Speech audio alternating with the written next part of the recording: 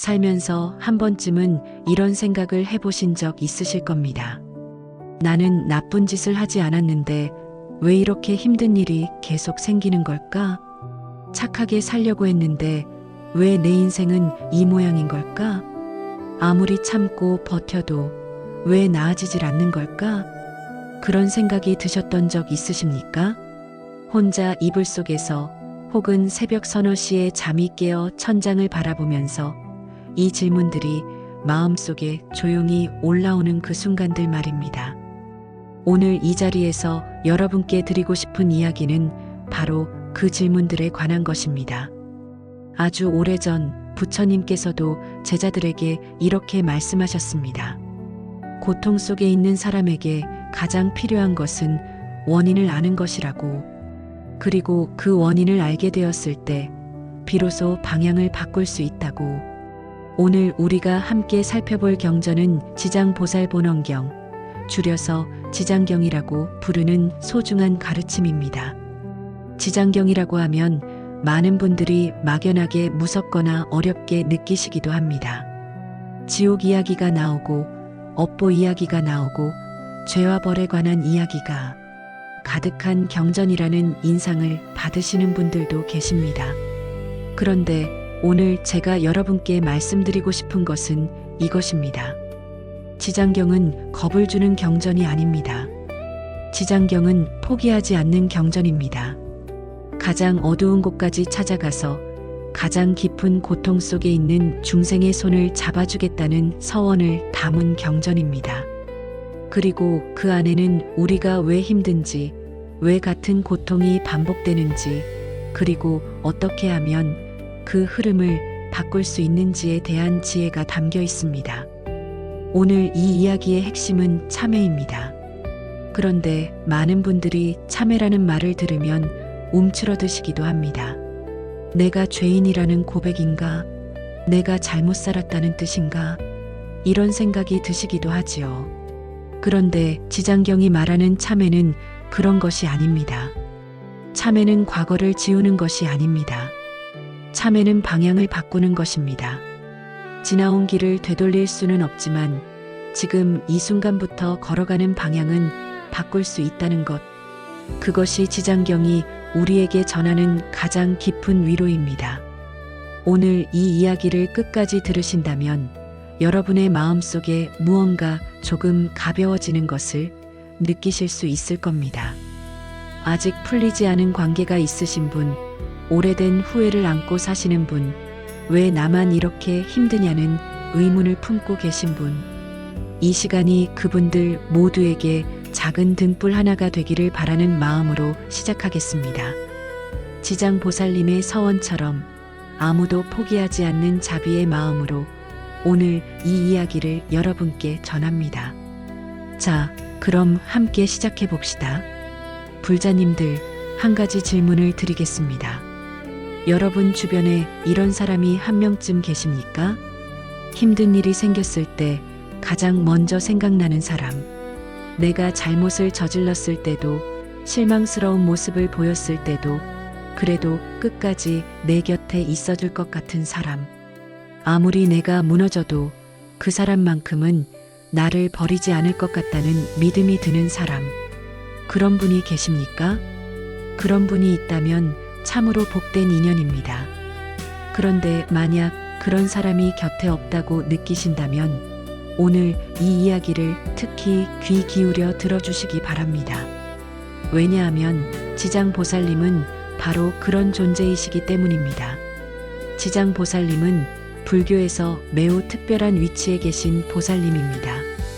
관세음보살님이 자비로 중생을 어루만지시는 분이라면 지장보살님은 그 자비를 가장 어두운 곳까지 직접 들고 찾아가시는 분입니다. 빛이 닿지 않는 곳, 아무도 가려하지 않는 곳, 가장 깊은 고통의 자리, 그곳까지 직접 내려가서 그 손을 잡아주겠다고 서원하신 분이 바로 지장보살님입니다. 지장경에는 이런 말씀이 나옵니다. 지옥이 텅 비지 않는 한나는 성불하지 않겠다. 중생이 모두 제도되기 전에는 나는 깨달음을 완성하지 않겠다. 처음 이 말씀을 들으셨을 때 어떤 느낌이 드십니까? 어떤 분들은 이렇게 생각하실 수도 있습니다. 지옥이 텅 빈다는 것이 가능한 일인가? 중생이 모두 제도된다는 것이 현실적인 이야기인가? 그런데 이 서원의 핵심은 가능성의 문제가 아닙니다. 이 서원의 핵심은 마음의 방향입니다. 단 한 명의 중생도 포기하지 않겠다는 그 마음. 아무리 깊이 떨어진 존재라도, 아무리 많은 잘못을 저지른 존재라도 그 손을 끝까지 놓지 않겠다는 그 다짐. 그것이 지장보살님의 서원입니다. 이 대목에서 어느 날 한 제자가 부처님께 여쭤보았습니다. 제자가 말했습니다. 세존이시여, 저는 지장보살님의 서원이 너무나 크고 무거워서 감히 그 뜻을 다 헤아리기 어렵습니다. 지옥까지 내려가겠다는 것은 보통의 결심으로는 할 수 없는 일이 아닙니까? 무엇이 그 보살님을 그토록 깊은 고통의 자리까지 이끄는 것입니까? 부처님께서 잠시 침묵하신 뒤 이렇게 말씀하셨습니다. 고통을 외면하는 것은 쉽다. 눈을 감으면 보이지 않고 귀를 막으면 들리지 않는다. 그러나 자비란 고통을 보면서도 눈을 감지 않는 것이다. 들리는 소리를 외면하지 않는 것이다. 지장보살은 그 고통의 소리를 들을 때마다 그리로 향하는 발걸음을 멈추지 않았다. 그것이 서원의 시작이다. 제자가 다시 여쭤보았습니다. 하지만 세존이시여, 지옥이란 얼마나 어두운 곳입니까? 그 어둠 속에서 보살님은 두렵지 않으셨습니까? 부처님께서 말씀하셨습니다. 두려움은 자기를 지키려는 마음에서 온다. 그러나 지킬 자기가 없을 때 두려움도 사라진다. 지장보살은 자신을 위해 그 길을 간 것이 아니다. 오직 고통받는 존재들을 위해 그 길을 간 것이다. 그래서 두려움이 발걸음을 막지 못했다. 불자님들, 이 말씀을 들으시면서 어떤 마음이 드십니까? 두려움은 자기를 지키려는 마음에서 온다는 이 가르침. 우리가 일상에서 느끼는 두려움들을 한번 생각해 보십시오.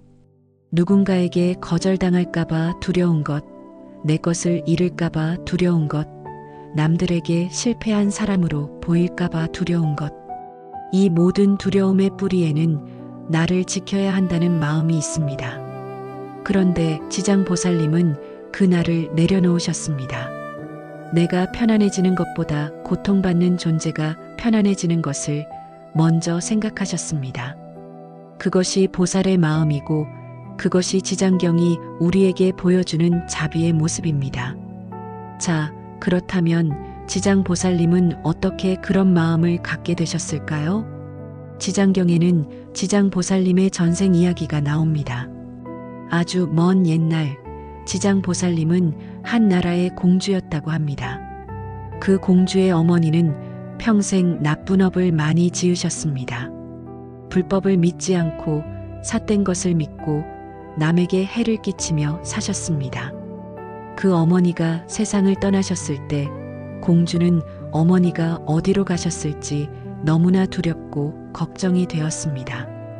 공주는 어머니를 위해 간절하게 수행하고 공양을 올리며 기도했습니다. 그 지극한 마음이 닿아서 공주는 꿈속에서 어머니가 어디에 계신지 알게 되었습니다. 그리고 그 순간 공주의 마음속에 큰 서원이 생겨났습니다. 나의 어머니처럼 고통받는 모든 중생들을 위해 내가 그들의 손을 잡아주리라. 내가 먼저 그 어두운 곳으로 가서 그들이 빛을 향해 나아올 수 있도록 돕겠다. 이 이야기가 참으로 가슴 깊이 와닿지 않으십니까? 지장보살님의 서원은 거창한 이상에서 시작된 것이 아닙니다. 내 어머니를 걱정하는 한 딸의 마음에서 시작되었습니다. 가장 가까운 한 사람을 향한 사랑이 세상 모든 중생을 향한 자비로 넓어진 것입니다. 이 대목에서 우리는 중요한 것을 하나 배우게 됩니다. 자비는 멀리 있는 것이 아니라는 것입니다. 지금 내 곁에 있는 사람을 향한 진심 어린 마음, 그것이 자비의 씨앗입니다. 내 부모님을 걱정하는 마음, 내 자녀를 아끼는 마음, 힘든 이웃을 안타깝게 여기는 마음. 그 마음들이 바로 지장보살님의 마음과 닿아 있는 것입니다. 불자님들, 우리 주변을 한번 생각해 보십시오. 요즘 세상을 살다 보면 참 마음이 무거워지는 일들이 많습니다. 오래 살아오셨는데 몸이 여기저기 아프기 시작하고 자녀들은 바빠서 연락이 뜸하고 친하게 지내던 친구들도 하나둘 세상을 떠나고 어떤 날은 내가 이 세상에서 점점 홀로 남겨지는 것 같은 느낌이 드실 때도 있으실 겁니다. 그런 순간에 지장경은 이렇게 말합니다. 당신은 혼자가 아닙니다. 가장 어두운 자리까지 찾아가겠다고 서원하신 분이 계십니다. 당신이 고통받는 한 그 고통의 소리를 듣고 달려오시는 분이 계십니다. 이것이 지장보살님이 우리에게 주시는 첫 번째 위로입니다. 그런데 여기서 한 가지 더 깊이 들어가 보겠습니다. 지장경에서 지장보살님의 이름 안에도 깊은 뜻이 담겨 있습니다. 지장이라는 이름은 땅의 창고, 대지의 보물 창고라는 뜻입니다. 땅이란 어떤 곳입니까? 아무리 더러운 것을 버려도 땅은 그것을 받아들입니다. 아무리 무거운 것을 올려놓아도 땅은 그것을 묵묵히 받쳐줍니다. 봄이 오면 새싹을 틔우고 가을이 오면 열매를 맺게 해줍니다. 땅은 차별하지 않습니다. 부자의 집 땅이라고 더 풍요롭게 해주지 않고 가난한 이의 땅이라고 더 메마르게 하지 않습니다. 지장보살님의 자비가 바로 그 땅과 같습니다. 누구에게나 열려있고 어디서나 받쳐주고 어떤 것도 거부하지 않는 자비. 그것이 지장이라는 이름에 담긴 뜻입니다. 다시 제자와 부처님의 대화로 돌아가 보겠습니다. 제자가 부처님께 여쭤보았습니다. 세존이시여, 지장보살님의 자비가 그토록 크다면 우리는 그저 그 자비에 기대기만 하면 되는 것입니까? 우리 스스로는 아무것도 하지 않아도 되는 것입니까? 부처님께서 빙긋 웃으시며 말씀하셨습니다. 땅이 아무리 기름지고 좋아도 씨앗을 심지 않으면 열매는 맺히지 않는다. 지장보살의 자비는 그 기름진 땅과 같다. 그러나 그 땅에 무엇을 심을지는 내가 결정하는 것이다.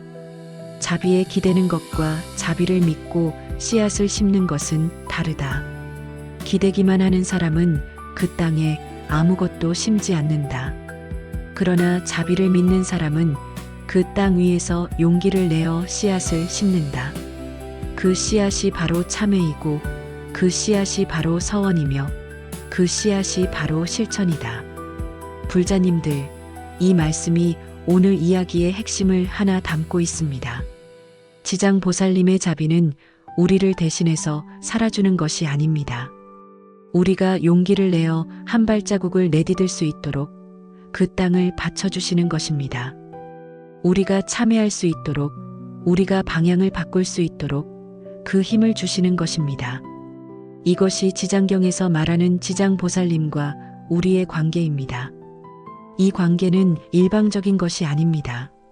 지장보살님이 손을 내밀어 주실 때 우리도 그 손을 잡으려는 마음을 내야 합니다. 그 마음을 내는 것, 그것이 바로 오늘 이야기에서 우리가 배울 참회의 출발점입니다. 불자님들, 오늘 이 이야기를 마음속에 새겨주시기 바랍니다. 지장보살님은 가장 어두운 곳까지 찾아가시는 분입니다. 그분의 자비는 땅처럼 넓어서 누구도 예외 없이 품어주십니다. 그리고 그 자비 위에서 우리가 씨앗을 심을 때 비로소 우리 인생의 변화가 시작됩니다. 지금 이 순간 여러분이 어떤 자리에 계시든 어떤 고통 속에 계시든 지장보살님의 서원은 여러분에게 향해 있습니다. 그 서원을 믿는 마음 하나만으로도 오늘은 충분합니다. 불자님들, 솔직하게 한번 여쭤보겠습니다. 업보라는 말을 들으셨을 때 어떤 느낌이 드십니까? 혹시 이런 생각이 드시지는 않으셨습니까? 저 사람이 저렇게 힘든 것은 전생에 뭔가 잘못한 게 있어서겠지.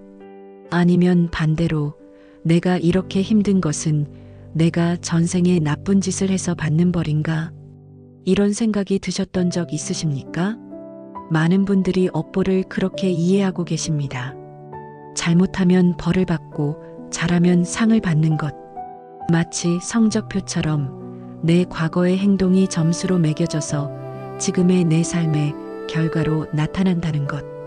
그런데 오늘 지장경을 통해서 업보에 대한 이야기를 깊이 들여다보면 그 이해가 조금 달라지게 됩니다. 업보는 벌이 아닙니다. 업보는 흐름입니다. 이것이 지금 여러분과 함께 나누고 싶은 핵심입니다. 자, 그렇다면 흐름이라는 것이 무슨 뜻인지 하나씩 풀어보겠습니다. 먼저 업이라는 글자 자체의 뜻을 생각해 보십시오. 업이라는 말은 행위라는 뜻입니다. 몸으로 짓는 행위, 말로 짓는 행위, 마음으로 짓는 행위. 이 세 가지를 합쳐서 업이라고 합니다. 그리고 보라는 것은 그 행위가 만들어내는 결과 혹은 그 행위가 이어지는 힘을 말합니다. 쉽게 말하면 이렇습니다. 내가 지금 하는 행동, 내가 지금 하는 말, 내가 지금 품고 있는 생각. 이것들이 씨앗이 되어서 다음의 현실을 만들어간다는 것입니다. 이것을 벌이라고 부를 수 있을까요? 씨앗을 심었는데 그 씨앗에서 싹이 트는 것을 두고 벌이라고 하지는 않습니다. 그것은 그냥 자연스러운 흐름입니다. 봄에 씨앗을 심으면 여름에 자라고 가을에 열매를 맺습니다. 그 열매가 달면 달고 쓰면 쓴 것은 심은 씨앗의 성질에 달려 있습니다. 누가 벌을 주는 것이 아닙니다. 업보가 바로 그런 것입니다. 이 대목에서 제자가 부처님께 여쭤보았습니다. 세존이시여, 그렇다면 지금 제가 겪고 있는 고통은 제가 과거에 심은 씨앗의 결과입니까? 그렇다면 저는 지금 그 결과를 그냥 받아들이고 견뎌야 하는 것입니까? 부처님께서 말씀하셨습니다. 강물을 생각해 보아라. 강물은 높은 곳에서 낮은 곳으로 흐른다. 그 흐름을 막을 수는 없다. 그러나 강물이 흘러가는 방향은 바꿀 수 있다. 둑을 쌓으면 방향이 바뀌고 수로를 만들면 그 물이 논밭을 적신다. 업보도 그와 같다. 과거에 만들어진 흐름을 완전히 없애버릴 수는 없다. 그러나 지금 이 순간의 선택으로 그 흐름의 방향을 바꿀 수 있다. 그것이 업보를 대하는 바른 자세이다. 불자님들, 이 말씀을 들으시면서 어떤 마음이 드십니까? 강물은 막을 수 없지만 방향은 바꿀 수 있다는 이 가르침.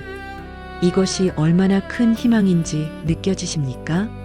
만약 업보가 정말 벌이라면 우리는 그저 그 벌을 받으며 견디는 것 외에 할 수 있는 것이 없습니다.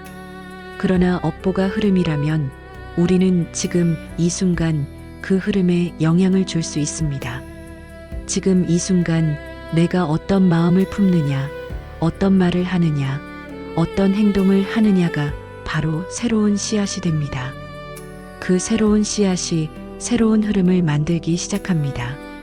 자, 이것을 우리 일상에서 아주 구체적으로 한번 생각해 보겠습니다. 여기 한 분을 소개해 드리겠습니다. 경상도의 작은 도시에 사시는 65세의 박 선생님 이야기입니다. 박 선생님은 평생을 열심히 사셨습니다. 젊어서부터 성실하게 일하셨고 가족을 위해 헌신하셨습니다. 그런데 어느 날부터인가 주변 사람들과의 관계가 자꾸 어긋나기 시작했습니다. 오랫동안 같이 일했던 동료와 크게 다투고 사이가 멀어졌습니다. 자녀들과도 뭔가 대화가 잘 안 되는 느낌이 들었습니다. 절친하게 지내던 친구도 어느 순간 연락이 끊어졌습니다. 박 선생님은 이런 생각이 드셨습니다. 내가 뭘 잘못한 것도 없는데 왜 이렇게 관계가 자꾸 틀어지는 걸까? 이것이 내 업보인가? 그런데 어느 날 박 선생님이 오래된 일기를 꺼내 읽으시다가 자신도 몰랐던 무언가를 발견하셨습니다. 일기 속에서 박 선생님은 항상 이런 말들을 쓰고 계셨습니다. 저 사람이 왜 저러는지 모르겠다. 내가 다 옳은데 왜 남들이 이해를 못하는가? 내가 손해를 보더라도 내 방식대로 해야 속이 편하다. 박 선생님은 일기를 읽으면서 조용히 앉아 계셨습니다. 자신이 얼마나 오랫동안 자기도 모르게 단단한 벽을 쳐왔는지가 보이기 시작했습니다. 남들이 다가오려 해도 그 벽에 막혔을 것이고, 남들이 마음을 열려 해도 그 벽이 그것을 막았을 것입니다. 관계가 틀어진 것은 벌이 아니었습니다. 박 선생님 스스로가 오랜 시간 쌓아온 흐름의 결과였습니다. 그리고 그 흐름은 지금 이 순간부터 바꿀 수 있는 것이었습니다. 불자님들, 이 이야기가 어떻게 들리십니까? 혹시 박 선생님의 모습이 조금 낯설지 않으십니까? 우리는 대부분 자신의 업을 잘 보지 못합니다. 왜냐하면 업은 우리가 가장 익숙하게 반복하는 것들 속에 숨어 있기 때문입니다. 매일 하는 말투, 습관적으로 갖는 생각의 방향, 오래된 반응 패턴들. 이것들이 너무 익숙해서 우리는 그것을 나 자신이라고 착각합니다. 그런데 불교에서는 그것을 나 자신이라고 하지 않습니다. 그것을 습기라고 합니다. 오랫동안 쌓여온 습관의 기운이라는 뜻입니다. 그 습기는 내가 선택해서 만든 것이기도 하지만 어떤 것들은 내가 미처 알지 못하는 사이에 쌓인 것들이기도 합니다. 중요한 것은 그것이 나의 전부가 아니라는 사실입니다. 지장경은 이렇게 말합니다. 업은 마음에서 일어난다. 마음이 바뀌면 업도 변한다. 이 말씀이 얼마나 깊은 위로인지 느껴지십니까? 내 안에 쌓인 습기가 아무리 두텁더라도 마음의 방향이 바뀌는 그 순간부터 새로운 흐름이 시작된다는 것입니다. 여기서 한 가지 비유를 더 들어보겠습니다. 여러분, 빛과 어둠을 생각해 보십시오. 아무리 오래된 어둠이라도 그 방에 빛이 들어오는 순간 어둠은 물러납니다. 어둠이 얼마나 오래된 것인지는 상관이 없습니다. 1000년 된 어둠이라도 빛이 들어오면 사라집니다. 업보도 마찬가지입니다. 아무리 오래된 업의 흐름이라도 마음속에 선한 씨앗이 심어지는 순간부터 그 흐름은 달라지기 시작합니다. 이 대목에서 제자가 다시 부처님께 여쭤보았습니다.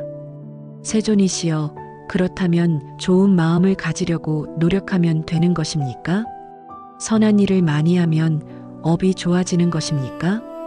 부처님께서 말씀하셨습니다. 좋은 마음을 가지려는 노력은 훌륭하다. 그러나 그것만으로는 뿌리가 약하다. 씨앗을 심는 것도 중요하지만 먼저 땅을 갈아야 한다. 굳어있는 땅에 씨앗을 심으면 뿌리를 내리지 못한다. 굳어있는 마음도 마찬가지이다. 참회는 그 굳은 땅을 가는 것이다. 내가 지나온 길을 돌아보고 내가 만들어온 흐름을 직시하는 것. 그 직시가 땅을 부드럽게 만들고 그 위에 심은 씨앗이 뿌리를 내린다. 불자님들, 이 말씀이 오늘 이야기의 흐름 안에서 얼마나 중요한 자리에 있는지 느껴지십니까? 선한 일을 하기 전에 먼저 마음의 땅을 갈아야 한다는 것. 그 땅을 가는 작업이 바로 참회입니다. 그리고 참회는 단순히 나는 잘못했습니다 하고 고개를 숙이는 것이 아닙니다. 참회는 내가 만들어 온 흐름을 솔직하게 바라보는 것입니다. 박 선생님이 일기를 읽으면서 자신이 오랫동안 쌓아온 벽을 바라보셨던 것처럼 그렇게 바라보는 것, 그것이 참회의 첫걸음입니다. 자, 그렇다면 업보와 관련해서 우리가 자주 가지는 또 다른 오해 하나를 풀어보겠습니다. 많은 분들이 이렇게 생각하십니다. 지금 내가 힘든 것은 전생의 업 때문이다. 그러니 전생의 업이 다 소진될 때까지는 어쩔 수 없다. 이 생각은 맞는 부분도 있지만 위험한 부분도 있습니다. 맞는 부분은 우리가 지금 겪는 어려움 중에 오래된 흐름에서 비롯된 것들이 있다는 것입니다. 위험한 부분은 그 생각이 지금 이 순간의 선택을 포기하게 만들 수 있다는 것입니다. 어차피 전생의 업이니 나는 아무것도 못한다는 생각은 강물을 보면서 어차피 흘러가는 것이니 방향을 바꾸려는 노력을 하지 않겠다는 것과 같습니다. 지장경은 그렇게 가르치지 않습니다. 지장경은 지금 이 순간의 마음과 행동이 업의 흐름에 실질적인 영향을 준다고 가르칩니다. 과거는 바꿀 수 없습니다. 그러나 지금 이 순간은 바꿀 수 있습니다. 그리고 지금 이 순간이 모이면 그것이 미래가 됩니다. 불자님들, 잠깐 눈을 감고 생각해 보십시오. 지금 내 삶에서 반복되는 패턴이 있습니까? 같은 종류의 갈등이 다른 사람들과 반복해서 생기거나 비슷한 상황에서 늘 같은 방식으로 반응하거나 아무리 노력해도 비슷한 결과가 계속 나오거나 그런 것이 있으시다면 그것이 바로 내 습기, 내 업의 흐름이 보이는 곳입니다. 그것을 발견하는 것이 두렵거나 부끄러운 일이 아닙니다. 그것을 발견하는 것이 바로 강물의 흐름을 파악하는 것입니다. 흐름을 알아야 방향을 바꿀 수 있습니다. 지장경에는 이런 가르침이 담겨 있습니다. 중생이 업의 흐름을 알지 못하면 같은 고통 속에서 헤매게 된다. 그러나 업의 흐름을 알고 마음을 돌이키면 그 순간부터 새로운 길이 열린다. 새로운 길이 열린다는 것. 이 말씀이 오늘 여러분 마음속에 어떻게 닿으시는지요? 지금 이 순간 여러분 앞에 새로운 길이 열릴 수 있습니다. 그 길을 열기 위해 필요한 것이 거창한 무언가가 아닙니다. 내가 만들어 온 흐름을 솔직하게 바라보는 것. 그리고 지금 이 순간부터 조금 다른 씨앗을 심는 것. 말 한마디를 조금 다르게 하는 것. 판단을 조금 늦추는 것. 상대방의 입장을 한 번 더 생각해 보는 것. 이런 작은 것들이 새로운 씨앗이 됩니다. 그 씨앗들이 모여서 새로운 흐름을 만들기 시작합니다. 박 선생님은 그 일기를 읽은 날 이후로 한 가지를 실천하셨습니다. 누군가와 대화할 때 내 말을 하기 전에 딱 한 번만 더 상대방의 말을 들어보자. 아주 작은 것이었습니다. 그러나 그 작은 변화가 조금씩 관계를 바꾸기 시작했습니다. 자녀들이 먼저 연락을 해오기 시작했습니다. 오랫동안 연락이 끊겼던 친구에게서 안부 메시지가 왔습니다. 박 선생님은 이것이 업의 흐름이 바뀌기 시작하는 것이라고 느끼셨습니다. 거대한 변화가 아니었습니다. 그러나 분명히 다른 방향으로 흐르기 시작한 것이었습니다. 불자님들, 업보는 벌이 아닙니다. 업보는 내가 만들어 온 흐름이고 그 흐름은 지금 이 순간부터 새로운 방향으로 바꿀 수 있습니다. 그 방향을 바꾸는 힘이 우리 안에 있습니다. 그리고 그 힘을 깨우는 것이 바로 참회이며 그 참회의 길 위에서 지장보살님의 서원이 우리를 받쳐주고 있습니다. 지금 어떤 흐름 속에 계시든 그 흐름은 오늘부터 달라질 수 있습니다. 그 믿음 하나를 마음에 품고 오늘 하루를 시작해 보십시오. 불자님들, 이 세상에서 가장 설명하기 어려운 관계가 무엇이라고 생각하십니까? 친구 사이는 맞지 않으면 멀어질 수 있습니다. 직장 동료는 상황이 바뀌면 인연이 끊어질 수 있습니다. 심지어 부부 사이도 이 시대에는 인연이 닿으면 각자의 길을 가기도 합니다. 그런데 부모와 자식 사이는 다릅니다. 아무리 멀리 떨어져 살아도, 아무리 오래 연락을 안 해도, 아무리 깊이 상처를 주고받아도 그 인연은 끊어지지 않습니다. 끊으려 해도 끊어지지 않고 잊으려 해도 잊혀지지 않습니다. 왜 그럴까요? 왜 가장 사랑하는 사람이면서 동시에 가장 깊은 상처를 주는 사람이 부모이고 자식인 걸까요? 왜 다른 어떤 관계보다도 그 관계에서 오는 고통이 더 오래가고 더 깊이 남는 걸까요? 오늘 이야기에서는 지장경이 이 질문에 어떻게 답하는지를 함께 살펴보겠습니다. 지장경에서는 부모와 자식의 인연을 매우 특별하게 다룹니다. 단순히 이 생에서 만난 인연이 아니라 아주 오래전부터 이어져 온 깊은 업의 인연이라고 말합니다. 그냥 우연히 같은 집에서 태어난 것이 아니라는 것입니다. 그 만남 자체가 이미 오랫동안 쌓여온 인연의 결과라는 것입니다. 이 말씀을 처음 들으시면 어떤 분들은 이렇게 생각하실 수도 있습니다. 그렇다면 내가 이 부모님 밑에서 이렇게 힘들게 사는 것도 다 인연 때문인가? 내가 선택한 것도 아닌데 왜 나는 이런 인연을 타고난 것인가? 그런데 지장경은 거기서 멈추지 않습니다. 인연을 설명하는 것에서 끝나지 않고 그 인연 안에서 우리가 어떻게 살아야 하는지를 함께 가르쳐 줍니다. 먼저 이 대목에서 제자가 부처님께 여쭤보았습니다.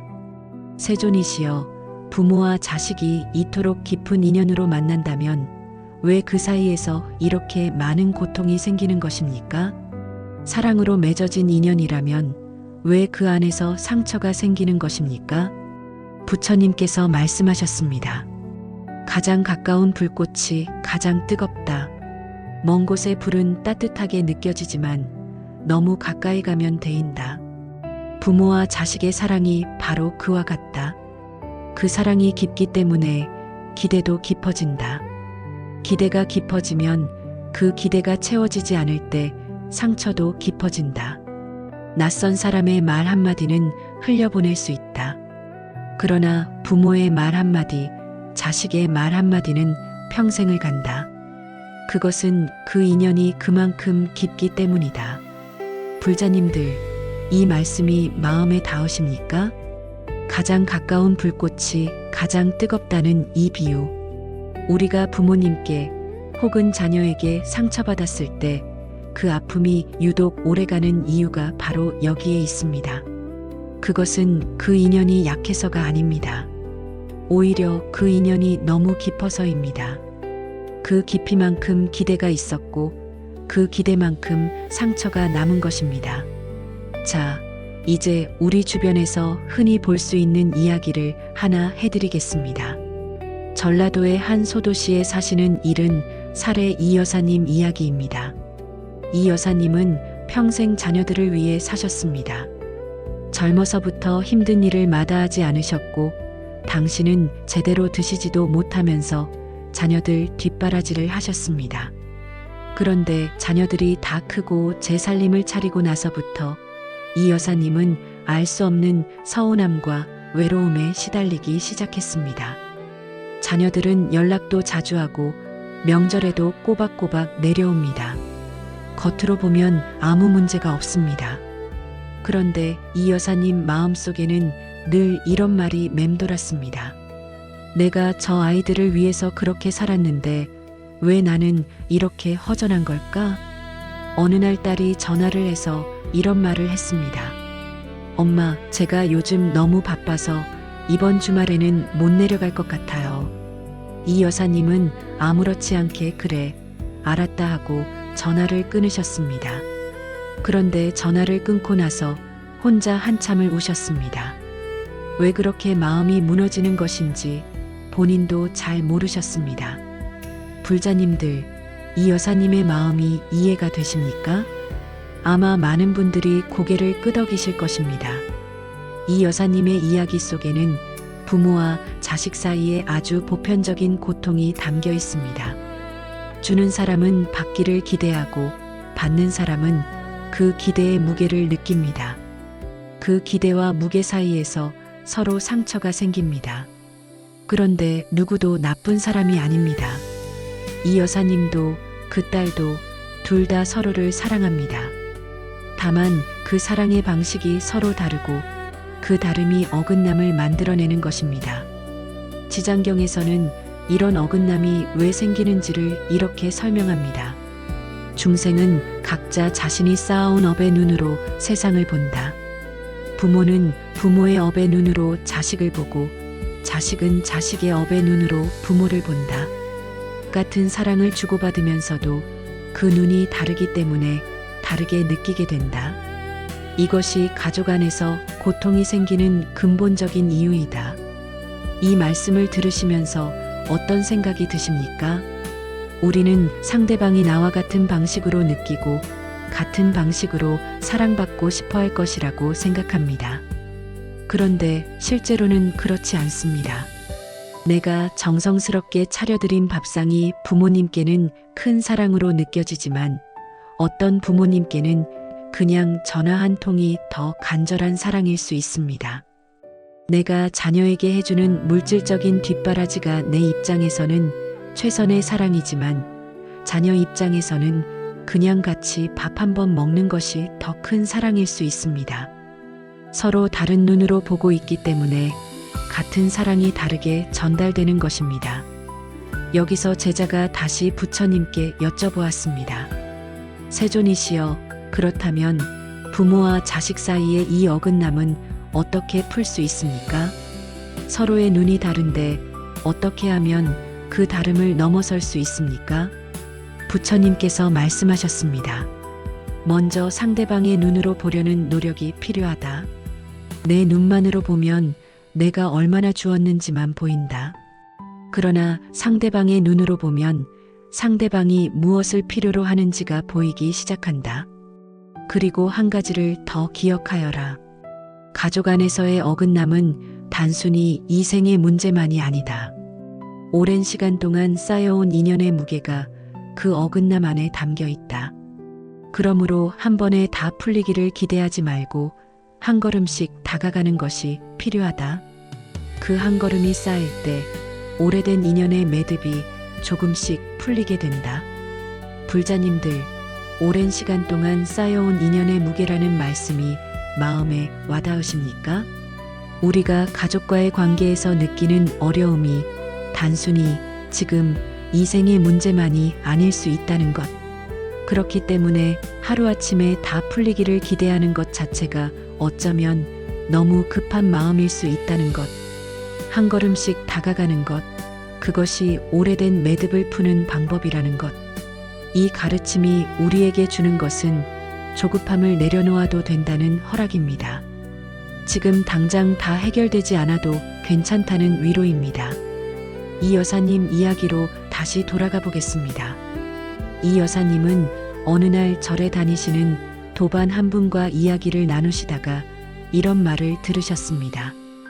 혹시 딸한테 엄마가 뭘 필요로 하는지 직접 말씀해 보신 적 있으세요? 이 여사님은 그 말에 잠시 멈추셨습니다. 생각해 보니 한 번도 그런 적이 없으셨습니다. 자녀들이 알아서 해주기를 기다리셨지 내가 이것이 필요하다고 직접 말씀하신 적이 없었습니다. 그 다음 주에 딸에게 전화를 하셨습니다. 그리고 처음으로 이런 말씀을 하셨습니다. 얘야, 엄마가 요즘 혼자 있으면 좀 외롭더라. 바쁜 거 다 알아. 내려오라는 게 아니고 그냥 가끔 전화 한 통만 더 해줘도 엄마는 참 좋겠다. 딸은 잠시 침묵하더니 이렇게 말했습니다. 엄마 미안해. 엄마가 그런 줄 몰랐어. 앞으로 자주 전화할게. 그 통화 이후로 두 사람 사이의 공기가 조금 달라졌습니다. 딸은 일주일에 두세 번씩 짧은 전화를 하기 시작했습니다. 이 여사님의 마음속 허전함도 조금씩 채워지기 시작했습니다. 거창한 변화가 아니었습니다. 그러나 그 작은 한 걸음이 오래된 매듭을 조금 풀기 시작한 것이었습니다. 불자님들, 이 이야기에서 우리가 배울 수 있는 것이 있습니다. 때로는 내가 먼저 솔직해지는 것이 한 걸음을 내딛는 방법이 될 수 있다는 것입니다. 상대방이 알아주기를 기다리는 것이 아니라 내가 먼저 다가가는 것. 그것이 오래된 인연의 흐름을 바꾸는 작은 씨앗이 됩니다. 자, 이번에는 반대 방향에서도 한번 생각해 보겠습니다. 부모님으로부터 깊은 상처를 받으신 분들도 계실 겁니다. 어릴 때부터 받은 상처, 성인이 되어서도 반복되는 상처, 아무리 노력해도 인정받지 못하는 느낌. 그런 분들은 이런 생각을 하실 수도 있습니다. 내가 왜 먼저 다가가야 하나? 상처를 준 것은 부모님인데 왜 내가 먼저 해야 하나? 이 마음이 충분히 이해됩니다. 그리고 지장경은 그 마음을 억누르라고 하지 않습니다. 다만 지장경은 이렇게 묻습니다. 그 상처를 계속 안고 사는 것이 나에게 어떤 영향을 주고 있습니까? 상대방을 용서하는 것은 상대방을 위한 것이 아닙니다. 그 상처의 무게를 내가 더 이상 혼자 짊어지지 않겠다는 결심입니다. 그것이 나를 위한 것입니다. 이 대목에서 제자가 부처님께 여쭤보았습니다. 세존이시여, 상처를 준 사람을 용서하는 것이 왜 나를 위한 것입니까? 억울하고 분한 마음을 내려놓는 것이 왜 내가 이득이 되는 것입니까? 부처님께서 말씀하셨습니다. 뜨거운 숯을 손에 쥐고 있는 사람을 생각해 보아라. 그 숯을 상대방에게 던지려고 손에 쥐고 있는 동안 누가 더 타고 있는가? 원망과 분노를 마음속에 품고 있으면 그 불꽃은 상대방이 아니라 나를 태운다. 용서는 상대방의 잘못을 없애주는 것이 아니다. 내 손에서 그 뜨거운 숯을 내려놓는 것이다. 그 숯을 내려놓는 순간 비로소 내 손이 자유로워진다. 불자님들, 이 비유가 마음에 닿으십니까? 뜨거운 숯을 손에 쥔 채로 살아가고 있는 것은 아닌지 한번 돌아보시기 바랍니다. 오래된 원망, 오래된 서운함, 오래된 분노, 그것을 내려놓는 것이 상대방을 위한 것이 아니라 나 자신을 위한 것이라는 말씀. 이것이 지장경이 부모와 자식의 인연에 대해 우리에게 주는 매우 깊은 가르침입니다. 이 여사님은 그 후 어느 날 절에서 지장보살님 앞에 앉아 오래 기도를 하셨습니다. 기도 내용은 거창하지 않으셨습니다. 지장보살님, 저는 평생 자식들한테 잘해주려고 살았는데 왜 이렇게 허전한지 모르겠습니다. 그 허전함을 내려놓을 수 있도록 도와주십시오. 내가 자식들한테 기대하는 마음을 조금 내려놓고 그냥 있는 그대로의 인연에 감사할 수 있도록 해주십시오. 그 기도를 마치고 나오셨을 때 이 여사님은 마음이 조금 가벼워지신 것을 느끼셨다고 하십니다. 완전히 해결된 것은 아니었습니다. 그러나 무언가 한 겹이 벗겨진 것 같은 느낌이 드셨다고 하십니다. 불자님들, 부모와 자식의 인연은 이 세상에서 가장 깊고 복잡한 인연 중에 하나입니다. 그 인연 안에는 사랑도 있고 상처도 있고 기대도 있고 실망도 있습니다. 지장경은 그 모든 것이 오랜 시간 동안 쌓여온 인연의 흐름 안에 있다고 말합니다. 그리고 그 흐름 안에서 우리가 할 수 있는 것이 있습니다. 한 걸음씩 다가가는 것, 상대방의 눈으로 보려고 노력하는 것, 내 손 안에 뜨거운 숯을 내려놓는 것. 이 작은 것들이 오래된 인연의 매듭을 조금씩 풀어가는 방법입니다. 지금 이 순간 부모님이 생각나시는 분, 자녀가 마음에 걸리시는 분, 가족과의 관계에서 오래된 상처를 안고 계신 분, 그 마음을 지장보살님께 한번 올려보십시오.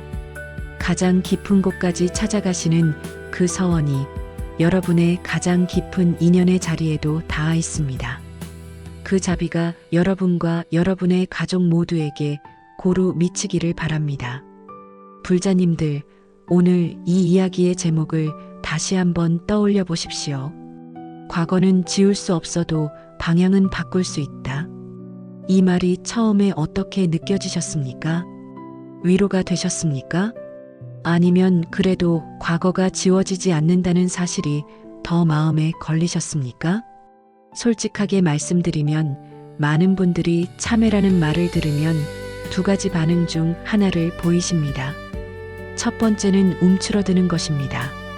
내가 잘못했다는 것을 인정하는 것이 두렵고 그 잘못이 다시 떠오르는 것이 고통스러워서 차라리 생각하지 않으려 하시는 분들입니다.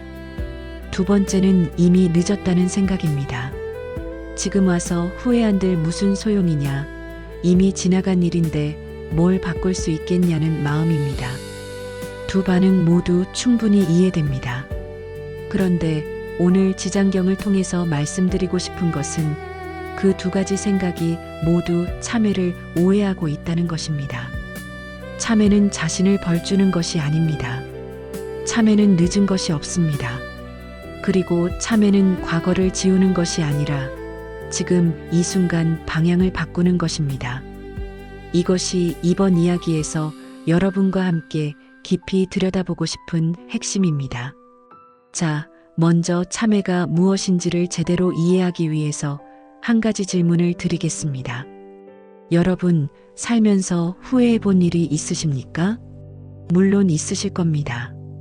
인생을 살면서 후회 한 번 없이 사신 분은 아마 없을 것입니다. 그런데 후회와 참회는 다릅니다. 후회는 과거를 바라보며 그때 그렇게 하지 말 걸 하고 아파하는 것입니다. 후회는 과거에 머뭅니다. 과거를 붙들고 그 자리에서 계속 아파합니다. 그런데 참회는 다릅니다. 참회는 과거를 바라보되 거기서 멈추지 않습니다. 내가 어떤 흐름을 만들어 왔는지를 직시하고 그 직시를 바탕으로 지금 이 순간부터 다른 씨앗을 심겠다는 결심으로 나아갑니다. 후회는 뒤를 보며 주저앉는 것이고 참회는 뒤를 보되 앞으로 나아가는 것입니다. 이 차이가 느껴지십니까? 이 대목에서 제자가 부처님께 여쭤보았습니다. 세존이시여, 저는 오래전에 가까운 이에게 큰 상처를 준 일이 있습니다. 그 일이 생각날 때마다 너무 괴롭고 그 사람에게 용서를 구하고 싶어도 이미 세상을 떠나셔서 그럴 수도 없습니다. 이렇게 어찌할 수 없는 잘못은 참회해도 소용이 없는 것입니까? 부처님께서 잠시 침묵하신 뒤 말씀하셨습니다. 물 위에 글씨를 쓰면 순간에 사라진다. 모래 위에 글씨를 쓰면 바람에 지워진다. 그러나 돌 위에 새긴 글씨는 오래도록 남는다. 업도 그와 같다. 가볍게 지은 업은 쉽게 흘러가지만 깊이 새겨진 업은 오래도록 흔적을 남긴다. 그러나 돌 위에 새긴 글씨도 그 돌을 쪼아내면 새로운 면이 드러난다. 참회는 그 돌을 쪼아내는 것이다. 과거의 흔적을 없애는 것이 아니라 그 흔적 위에 새로운 면을 드러내는 것이다. 그리고 이미 세상을 떠난 이에게도 참회는 닿는다. 마음의 방향이 바뀌면 그 마음은 보이지 않는 곳까지 전해진다. 불자님들, 이 말씀이 마음에 닿으십니까? 돌을 쪼아내어 새로운 면을 드러낸다는 이 비유. 참회는 과거를 지우는 것이 아니라 그 위에 새로운 가능성을 여는 것이라는 말씀. 그리고 이미 세상을 떠난 분께도 우리의 참회하는 마음이 닿는다는 것. 이 말씀이 오래된 죄책감을 안고 사시는 분들께 얼마나 깊은 위로가 되는지 모릅니다. 자, 이제 우리 일상 속에서 참회가 어떻게 작동하는지를 구체적으로 살펴보겠습니다. 경기도에 사시는 66살의 최 선생님 이야기를 해드리겠습니다. 최 선생님은 젊은 시절에 사업을 하셨는데 그 과정에서 친한 친구에게 큰 금전적 피해를 주셨습니다. 본인은 아니었지만 결과적으로 그 친구가 큰 손해를 보게 되었고 그 후로 두 사람은 완전히 연이 끊어졌습니다. 최 선생님은 그 일이 있은 후로 수십 년을 그 죄책감을 안고 사셨습니다. 꿈에서도 그 친구가 나오고 어디서 비슷한 상황을 보면 그때 그 일이 떠올랐습니다. 그런데 그 친구는 몇 년 전에 이미 세상을 떠났다는 소식을 전해 들으셨습니다. 최 선생님은 그 소식을 듣고 나서 더욱 마음이 무거워지셨습니다. 이제는 직접 사과할 기회도 영영 사라진 것 같았습니다. 어느 날 최 선생님이 절에 가셨다가 스님과 이야기를 나누게 되었습니다. 스님께서 이렇게 말씀하셨습니다. 그 친구분께 하고 싶은 말을 지장보살님 앞에서 마음으로 전해보십시오. 입으로 하셔도 되고 마음속으로만 하셔도 됩니다. 진심은 어디에든 닿습니다. 최 선생님은 반신반의하셨지만 지장보살님 앞에 앉으셨습니다. 그리고 평생 하지 못했던 말을 처음으로 꺼내셨습니다. 친구야, 미안하다. 그때 내가 너한테 너무 큰 짐을 지웠다. 내가 얼마나 힘들었을지 나는 그 후로 한 번도 잊은 적이 없다. 이제라도 이 마음 전할 수 있어서 나는 이게 닿을지 모르겠지만 그래도 미안하다고 말하고 싶었다. 최 선생님은 그 기도를 마치고 나서 한참을 우셨습니다. 수십 년 동안 안고 있던 무언가가 그 눈물과 함께 조금 풀려나오는 것 같았습니다. 그것이 참회였습니다. 과거가 바뀐 것은 아무것도 없었습니다. 그 친구에게 실질적인 무언가를 되돌려 드릴 수도 없었습니다. 그러나 최 선생님의 마음속에서 무언가의 방향이 바뀌었습니다. 죄책감으로 움츠러드는 방향에서 진심으로 마주하고 앞으로 나아가는 방향으로, 그것이 참회가 만들어내는 변화입니다. 불자님들, 지장경에서는 참회의 공덕에 대해 이렇게 말합니다. 마음을 돌이켜 선한 방향으로 향하는 그 순간 그 마음의 빛이 어둠 속에도 전해진다. 참회하는 마음은 살아있는 이에게도 이미 떠난 이에게도 닿는다. 그리고 그 마음이 업의 흐름을 바꾸는 씨앗이 된다. 이 말씀 안에 얼마나 깊은 위로가 담겨 있는지 느껴지십니까? 이미 떠난 분께 미처 하지 못한 말이 있으신 분들, 돌이킬 수 없는 과거 앞에서 무력감을 느끼시는 분들, 그 마음을 지금 이 순간 진심으로 올리는 것, 그것이 이미 참회입니다. 그리고 그 참회는 반드시 어딘가에 닿습니다. 자, 그렇다면 참회를 어렵게 만드는 것이 무엇인지도 한번 살펴보겠습니다. 많은 분들이 참회를 어렵게 느끼시는 이유 중 하나가 자존심입니다. 내가 잘못했다는 것을 인정하는 것이 자존심 상하는 일처럼 느껴지는 것입니다.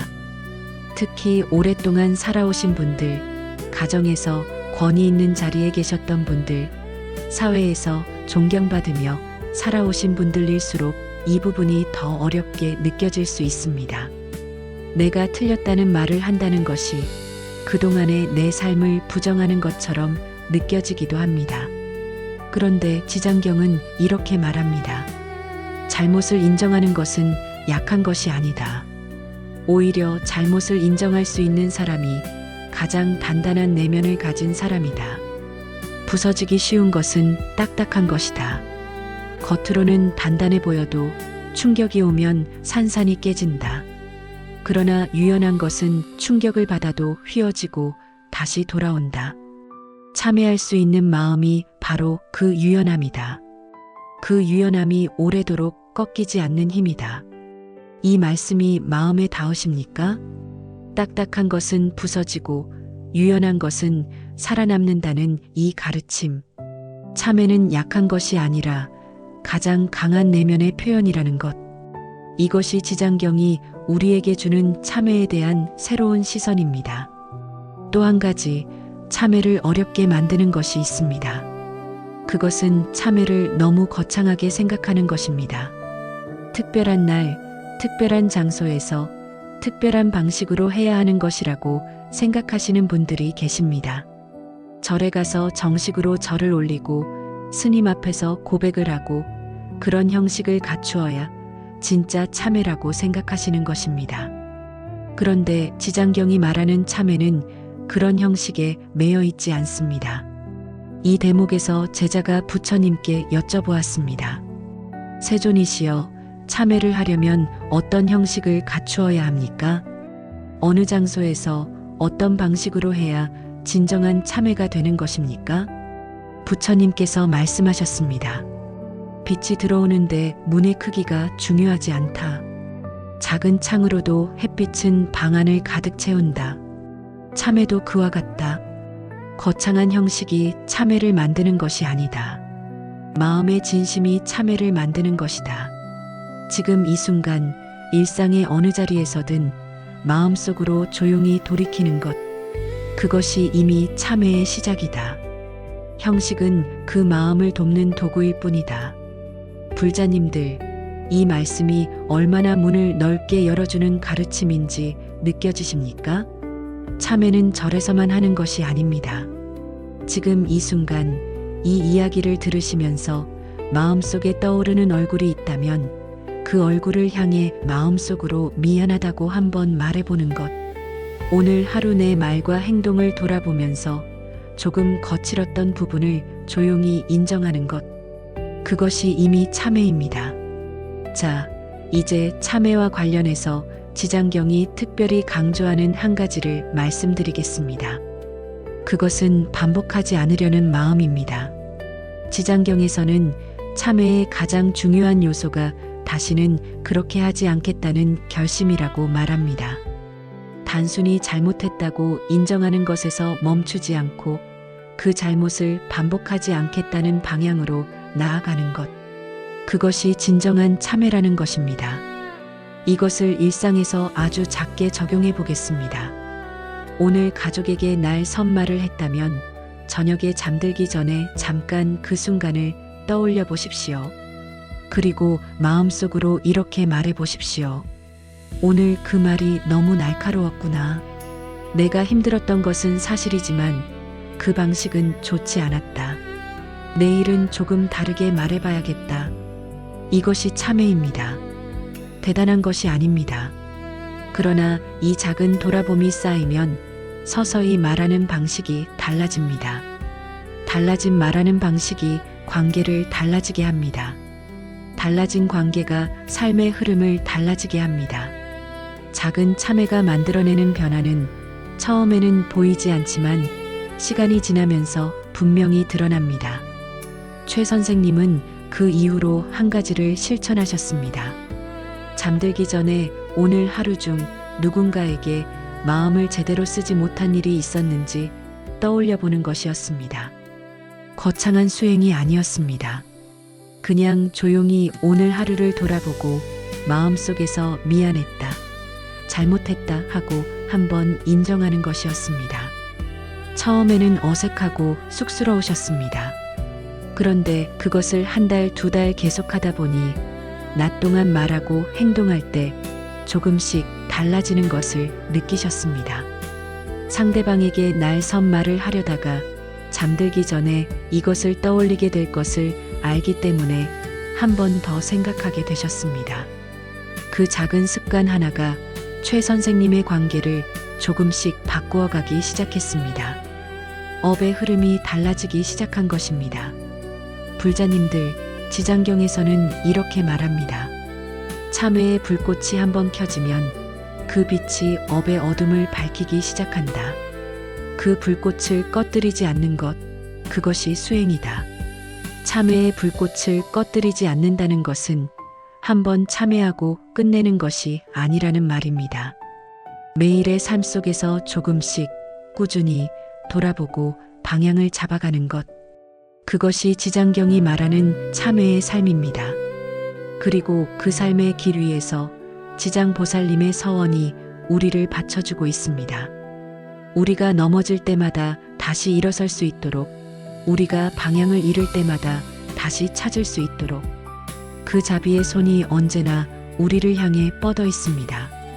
불자님들, 오늘 이 순간 마음속에 떠오르는 것이 있으십니까?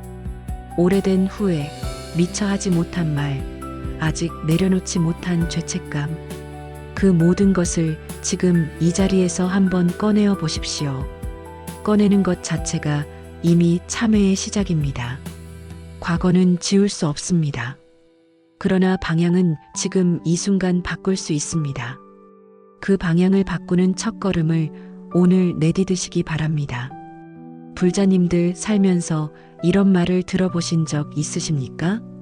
다 지나간다. 시간이 약이다. 견디다 보면 좋아진다. 이런 말들이 위로가 되셨습니까? 어떤 때는 그 말이 맞는 것 같기도 합니다. 실제로 시간이 지나고 보면 그때 그렇게 힘들었던 것이 지금은 아무것도 아닌 것처럼 느껴지는 일들도 있습니다. 그런데 어떤 고통은 그렇지가 않습니다.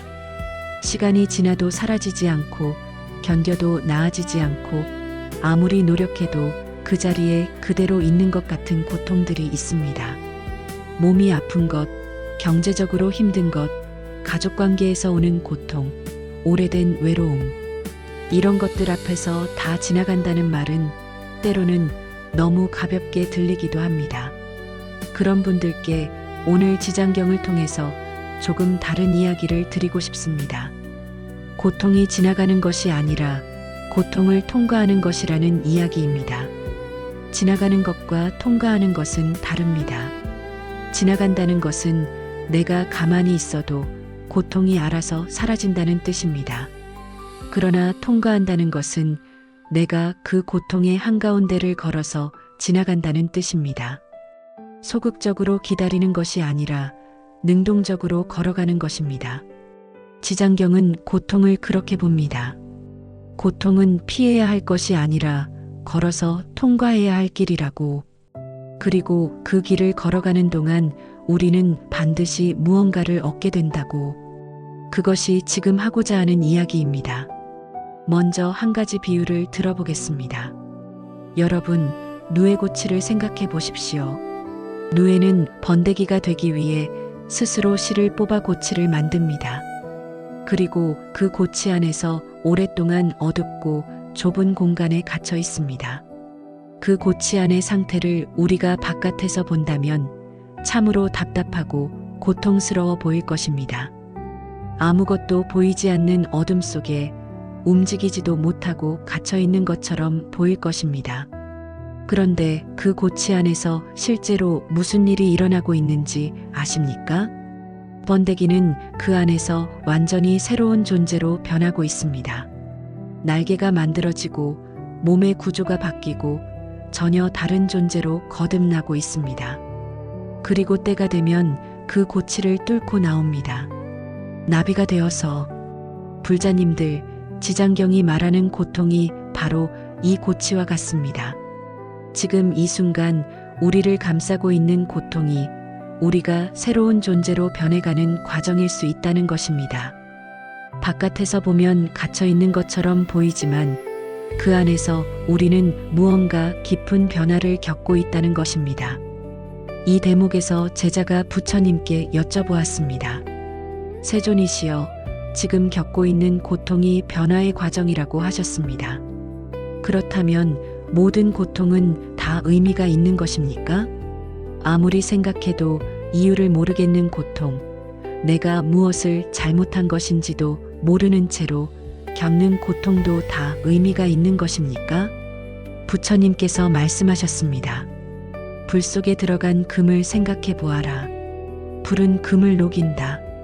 그 순간 금의 입장에서 불은 고통일 것이다. 그러나 그 불을 통과한 금은 불순물이 제거되고 더 순수해진다. 고통도 그와 같다. 모든 고통이 같은 의미를 갖는 것은 아니다. 그러나 어떤 고통이든 그것을 외면하지 않고 정면으로 마주하며 걸어갈 때 그 걸음이 우리를 더 깊은 곳으로 이끈다. 중요한 것은 고통의 의미를 찾는 것이 아니라 고통 앞에서 어떤 마음을 갖느냐이다. 무너지지 않고 걸어가는 마음, 그것이 공덕이 된다. 불자님들, 고통의 의미를 찾는 것이 아니라 고통 앞에서 어떤 마음을 갖느냐가 중요하다는 이 말씀. 이것이 얼마나 실질적인 가르침인지 느껴지십니까? 우리는 흔히 내가 왜 이런 고통을 받는지 그 이유를 알아야 견딜 수 있다고 생각합니다. 이유를 알면 납득이 되고 납득이 되면 견딜 수 있다고 생각합니다. 그런데 현실에서는 이유를 알 수 없는 고통들이 훨씬 많습니다. 왜 이 병이 내게 왔는지, 왜 이 집안에 이런 일들이 계속 생기는지, 왜 나는 아무리 노력해도 이 자리를 벗어나지 못하는지, 그 이유를 다 알 수는 없습니다. 그러나 지장경은 이렇게 말합니다. 이유를 모르더라도 그 고통 앞에서 무너지지 않고 걸어가는 그 마음 자체가 이미 공덕이 된다고. 그 걸음 하나하나가 쌓여서 업의 흐름을 바꾸는 힘이 된다고. 자, 이제 우리 주변에서 볼 수 있는 이야기를 하나 해드리겠습니다. 충청도의 한 마을에 사시는 69살의 정 여사님 이야기입니다. 정 여사님은 50대 중반에 남편을 잃으셨습니다. 갑작스러운 일이었습니다. 건강하시던 분이 어느 날 갑자기 쓰러지셔서 병원에 가보니 이미 손쓸 수 없는 상황이었습니다. 그 후로 정 여사님은 거의 1년을 집 밖을 나가지 못하셨습니다. 밥도 제대로 못 드시고 잠도 제대로 못 주무시고 그냥 하루하루를 버티는 것 같은 날들이 이어졌습니다. 주변에서는 시간이 지나면 나아진다고들 하셨습니다. 그런데 정 여사님은 시간이 지나도 나아지지 않으셨습니다. 오히려 처음에 충격이 가라앉고 나서 더 깊은 공허함이 밀려왔습니다. 그분이 없는 하루하루를 살아가는 것이 실감나게 느껴지기 시작했습니다. 그러던 어느 날 정 여사님이 우연히 절에 들어가게 되셨습니다. 딱히 이유가 있는 것은 아니었습니다. 길을 걷다가 그냥 발길이 그쪽으로 향했다고 하십니다. 그리고 지장보살님 앞에 앉으셨습니다. 처음에는 아무 말도 못하시고 그냥 앉아 계셨습니다. 그러다가 눈물이 흐르기 시작했습니다. 아무 말도 없이 그냥 눈물만 흘리셨습니다. 한참 후에 정 여사님의 입에서 이런 말이 나왔습니다. 저는 지금 어떻게 살아야 할지 모르겠습니다. 그냥 이 고통이 언제쯤 끝날지, 끝나기는 하는 건지 그것도 모르겠습니다. 그런데 그렇게 앉아 있는 동안 정 여사님 마음속에 무언가가 아주 조용히 느껴지셨다고 합니다. 말로는 설명하기 어렵지만 이 고통의 자리에도 누군가 함께 있다는 느낌, 혼자가 아니라는 느낌, 그것이 무엇인지 정확히는 모르셨지만 그 느낌이 그날 정 여사님을 조금 다른 사람으로 만들었습니다. 집으로 돌아오는 길에 처음으로 밥을 사 먹으셨습니다. 그날 이후로 정 여사님은 일주일에 한 번씩 그 절에 가기 시작하셨습니다. 별다른 것을 하신 것이 아닙니다. 그냥 지장보살님 앞에 앉아서 오늘 하루도 살았습니다 하고 앉아있다 오시는 것이었습니다. 그것이 정 여사님에게는 고통의 터널을 걸어가는 방법이었습니다. 1년이 지나고 2년이 지나면서 정 여사님의 삶은 조금씩 달라지기 시작했습니다. 남편이 없는 삶에 서서히 적응이 되어갔고 혼자서도 할 수 있는 것들이 하나씩 생겨나기 시작했습니다. 고통이 사라진 것이 아니었습니다. 그러나 그 고통과 함께 살아가는 방법을 조금씩 배워가고 있었습니다. 정 여사님은 나중에 이렇게 말씀하셨습니다. 그 고통의 시간이 없었다면 나는 이렇게 단단해지지 못했을 것 같다. 그때 그 시간들이 나를 만든 것 같다. 불자님들, 이 말씀이 마음에 어떻게 닿으십니까? 고통이 나를 만든다는 이 말. 누에고치 안에서의 그 시간이 나비의 날개를 만들어내는 것처럼 우리가 겪는 고통의 시간들이 우리 안에 무언가 단단한 것을 만들어내고 있다는 것. 지장경은 이것을 견디는 공덕이라고 합니다. 고통 앞에서 무너지지 않고 한 걸음씩 걸어가는 그 공덕이 업의 흐름을 바꾸는 힘이 된다고. 그리고 그 공덕은 나 자신뿐 아니라 내 주변의 인연들에게도 영향을 미친다고 합니다. 내가 고통 속에서도 무너지지 않는 모습이 그 모습을 곁에서 보는 이들에게도 힘이 된다는 것입니다. 이 대목에서 제자가 다시 부처님께 여쭤보았습니다.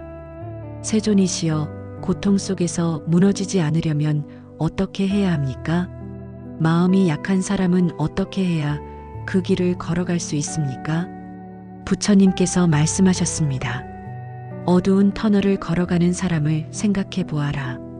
그 터널이 얼마나 긴지 알 수 없다. 끝이 보이지 않는 어둠 속을 걸어가야 한다. 그때 그 사람에게 필요한 것이 무엇이겠느냐? 빠른 발이 아니다. 강한 다리도 아니다. 손에 든 작은 등불 하나이다. 그 등불이 한 걸음 앞만 비춰줄 수 있다면 그것으로 충분하다. 한 걸음을 내디디면 또 한 걸음 앞이 보인다. 그렇게 한 걸음씩 걸어가는 것이다. 지장보살의 서원이 바로 그 등불이다. 내가 손에 쥔 그 등불을 끄지 않는 한 터널은 반드시 끝이 난다. 불자님들, 이 말씀이 마음에 닿으십니까? 빠른 발도 강한 다리도 필요 없다는 말씀. 그냥 손에 든 작은 등불 하나, 그것으로 한 걸음씩 걸어가면 된다는 말씀. 우리가 고통의 터널 안에 있을 때 우리에게 필요한 것은 그 고통을 한 번에 다 해결할 거대한 힘이 아닙니다. 오늘 하루를 버틸 수 있는 작은 힘 한 걸음을 내디딜 수 있는 작은 용기. 그것이면 충분합니다.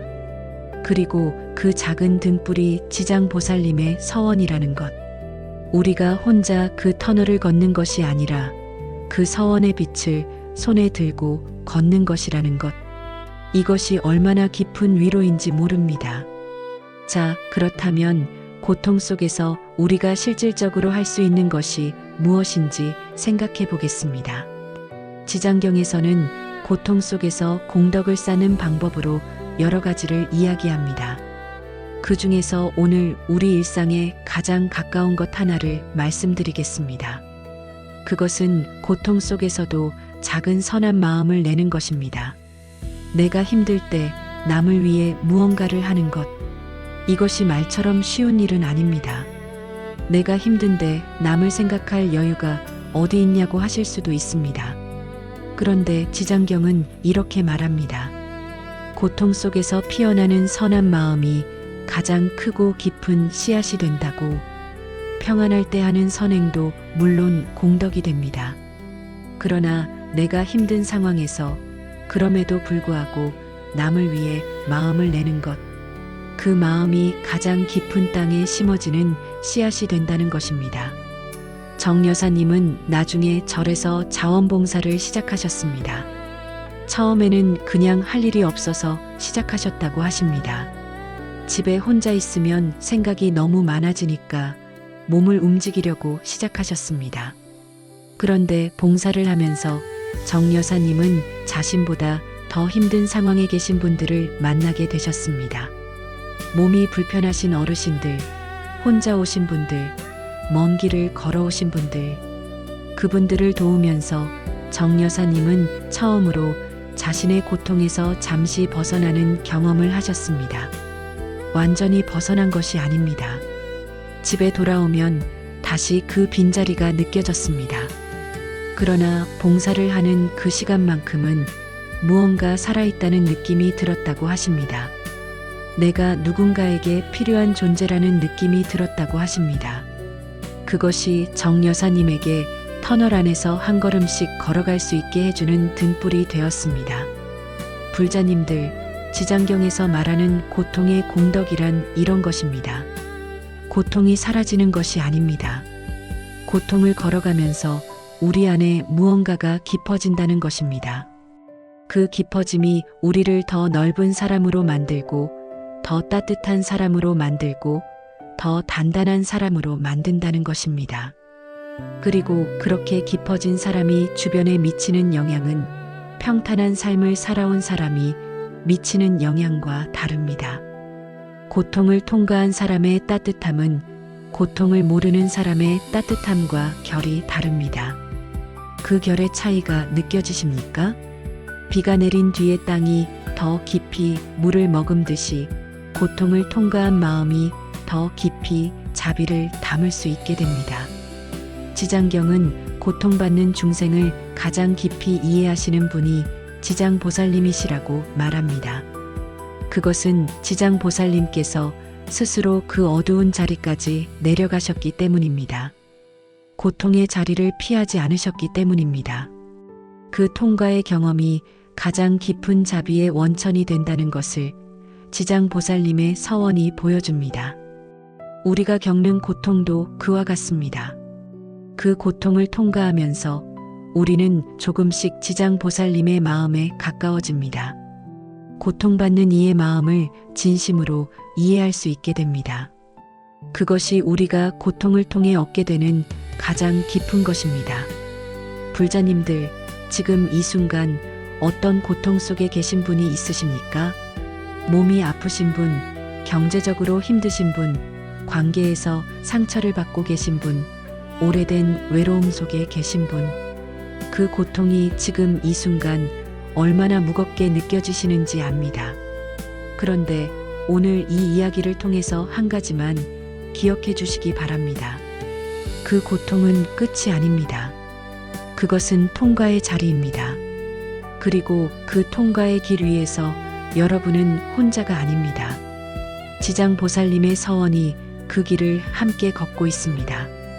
한 걸음 앞만 비춰줄 수 있는 등불을 손에 들고 오늘 하루도 한 걸음을 내딛어 주십시오. 그 한 걸음이 쌓여서 반드시 터널의 끝이 옵니다.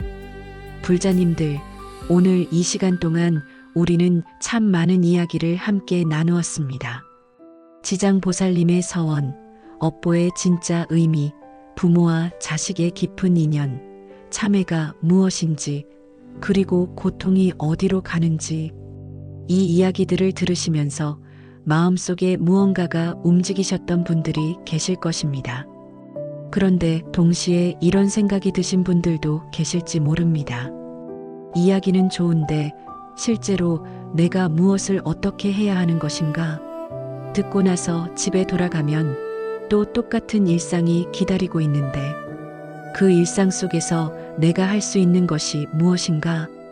오늘 마지막 장에서는 바로 그 이야기를 하려고 합니다. 지장경이 우리에게 주는 실천. 그런데 오늘 제가 드리고 싶은 실천은 거창한 것이 아닙니다. 절을 몇백 번 하라는 것도 아니고 매일 몇 시간씩 독경을 하라는 것도 아닙니다. 우리가 매일 살아가는 그 일상 속에서 지금 당장 시작할 수 있는 아주 작은 것들입니다. 작은 것이라고 가볍게 여기지 마십시오. 앞서 이야기했듯이 가장 작은 씨앗이 가장 깊은 뿌리를 내립니다. 그리고 가장 작은 불꽃이 가장 긴 어둠을 밝혀냅니다. 자, 그러면 시작해 보겠습니다. 첫 번째 실천은 하루 한 번 멈추는 것입니다. 우리는 하루를 참으로 바쁘게 삽니다. 아침에 눈을 뜨면서부터 잠자리에 들 때까지 무언가를 하고 어딘가로 움직이고 누군가와 이야기를 나눕니다. 그 바쁜 흐름 속에서 잠깐 딱 한 번만 멈추어 보는 것입니다. 특별한 장소가 필요하지 않습니다. 아침에 잠에서 깨어 이불 속에서 눈을 뜨는 그 순간도 좋고 밥을 먹기 전 잠깐 앉아있는 그 순간도 좋고 잠들기 전 눈을 감기 직전에 그 순간도 좋습니다. 그 멈춤의 순간에 한 가지만 해보십시오. 지금 내 마음이 어떤 상태인지 그냥 바라보는 것입니다. 무겁습니까? 가볍습니까? 무언가 걸리는 것이 있습니까? 없습니까? 누군가에게 서운한 마음이 있습니까? 아니면 내가 누군가에게 미안한 마음이 있습니까? 그것을 해결하려고 하지 않아도 됩니다. 판단하지 않아도 됩니다. 그냥 바라보는 것입니다. 이 멈춤이 왜 중요한지 아십니까? 우리는 흐르는 강물 속에 있으면 강물이 어디로 흘러가는지 잘 모릅니다. 그러나 강가에 잠시 올라서서 바라보면 강물이 어느 방향으로 흐르는지 보입니다. 멈추는 것이 바로 그것입니다. 내 마음의 흐름을 잠시 밖에서 바라보는 것. 그 바라봄 자체가 이미 수행입니다. 이 대목에서 제자가 부처님께 여쭤보았습니다.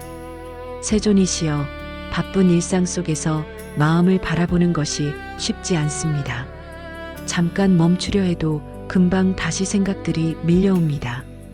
그럴 때는 어떻게 해야 합니까? 부처님께서 말씀하셨습니다. 흐린 물을 맑게 만들려면 어떻게 하면 되겠느냐? 계속 저으면 더 흐려진다. 그냥 가만히 두면 흙이 가라앉고 물이 맑아진다. 마음도 그와 같다.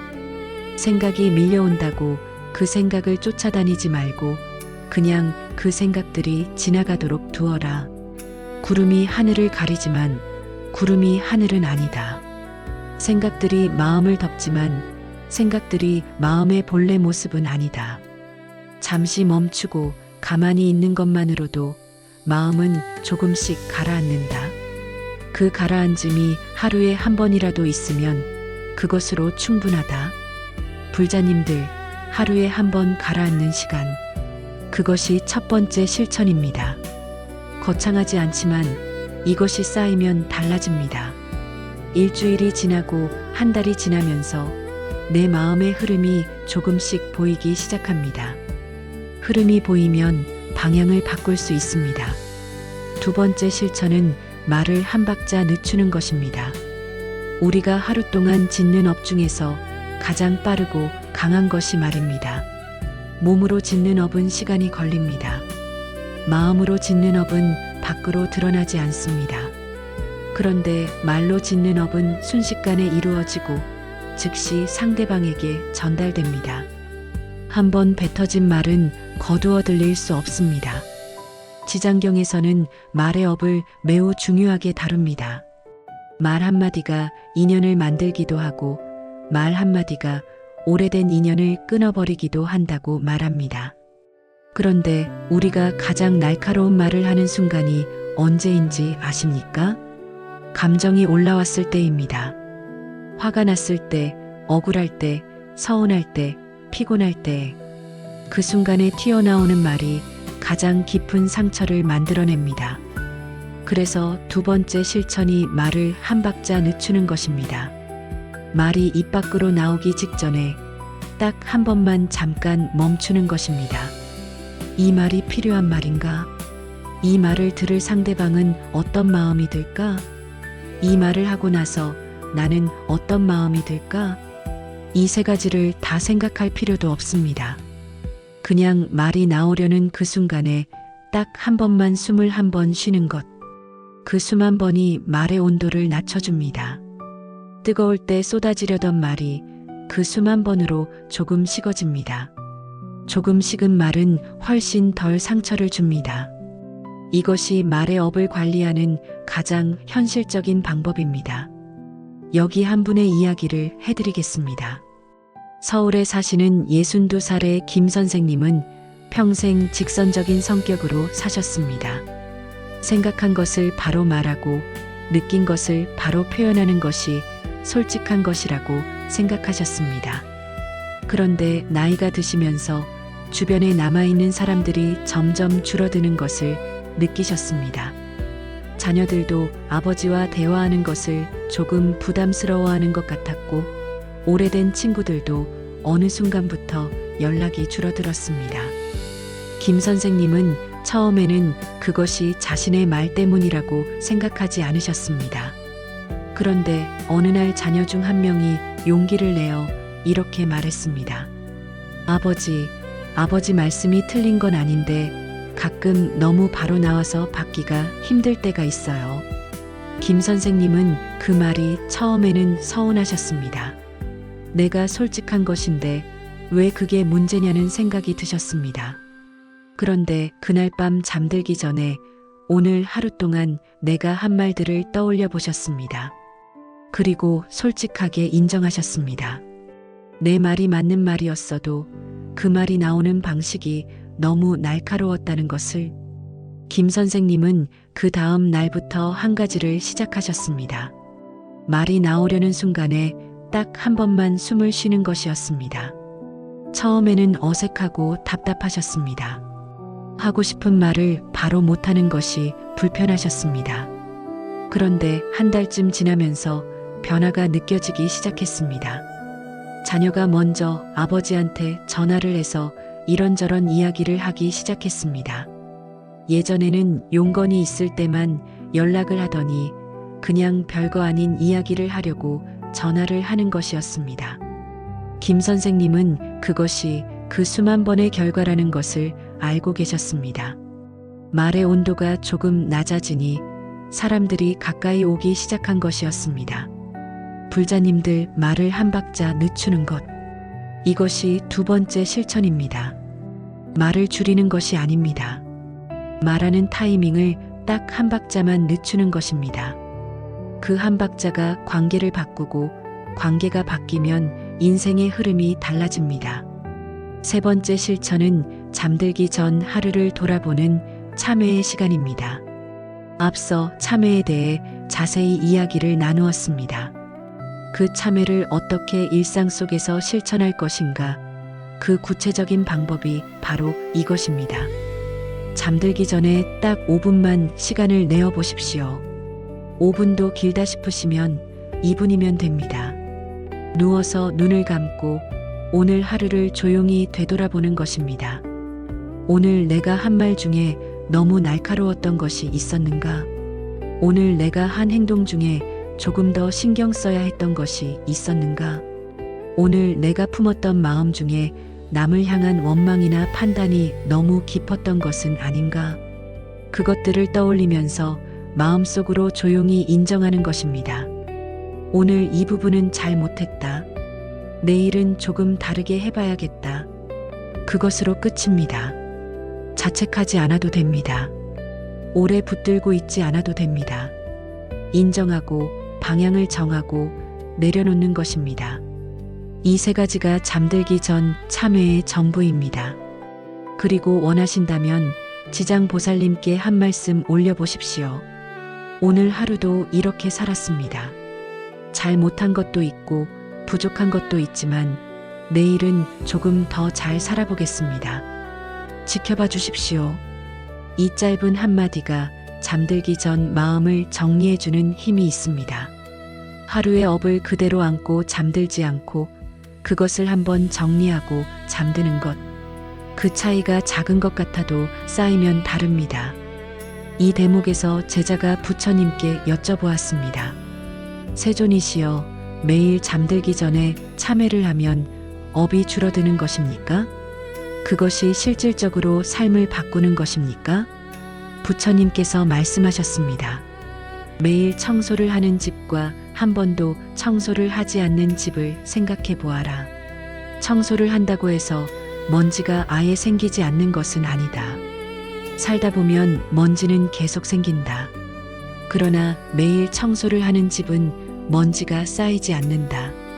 한 번도 청소를 하지 않는 집은 먼지가 켜켜이 쌓여서 나중에는 그 먼지가 어디서 왔는지도 모르게 된다. 매일의 참회가 그와 같다. 하루하루 쌓이는 업의 먼지를 그날그날 털어내는 것이다. 한 번에 다 털어내려 하면 힘들다.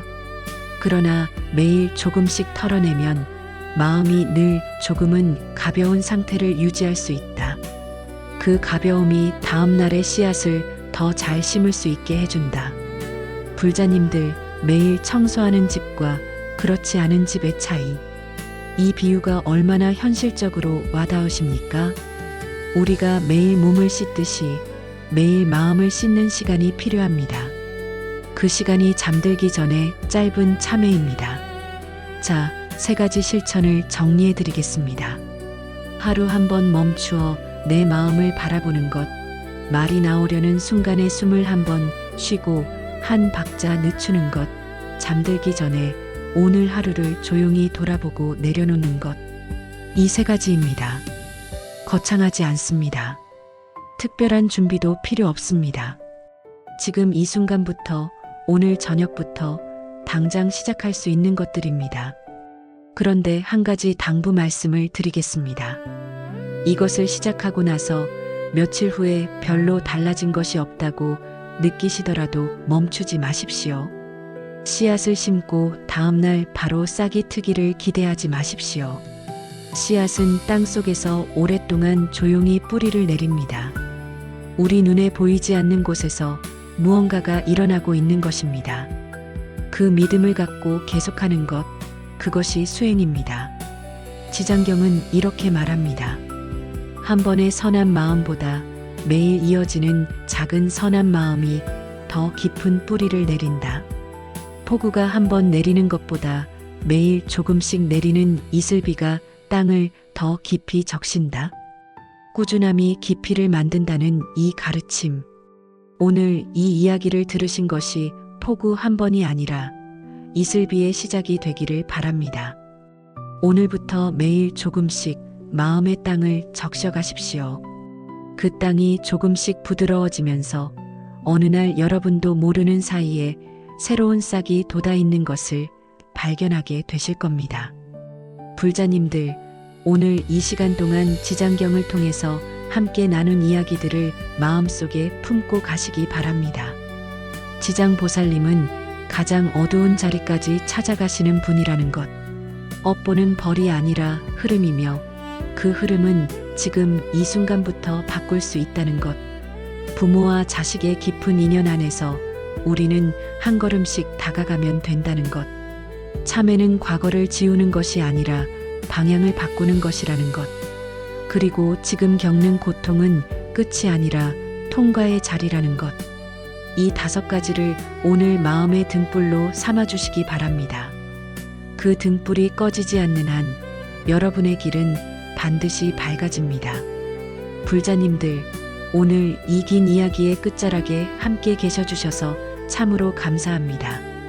처음부터 여기까지 함께 걸어오신 것만으로도 그것이 이미 하나의 수행입니다.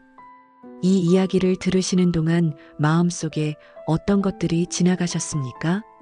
떠오른 얼굴이 있으셨습니까? 오래된 기억이 올라오셨습니까? 아니면 가슴 한켠이 조금 무거워지셨습니까? 어떤 것이 올라오셨든 그것은 이 이야기가 여러분의 마음 깊은 곳을 건드린 것입니다. 그 건드림이 이미 의미 있는 것입니다. 오늘 우리가 함께 살펴본 지장경은 많은 분들이 생각하시는 것과 조금 다른 경전입니다.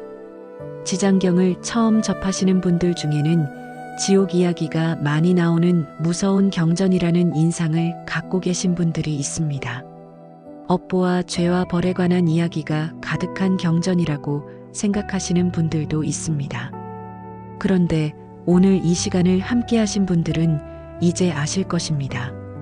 지장경은 그런 경전이 아닙니다. 지장경은 이 세상에서 가장 포기하지 않는 자비를 담은 경전입니다.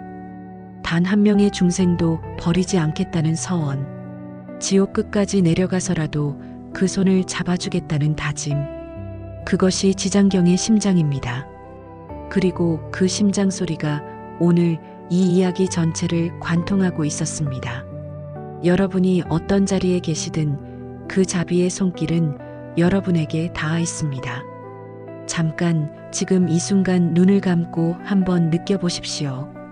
지금 내가 서 있는 이 자리, 아무리 힘들어도, 아무리 지쳐도, 아무리 실망스럽고 외로워도 이 자리에서 나를 향해 뻗어 있는 손이 있습니다.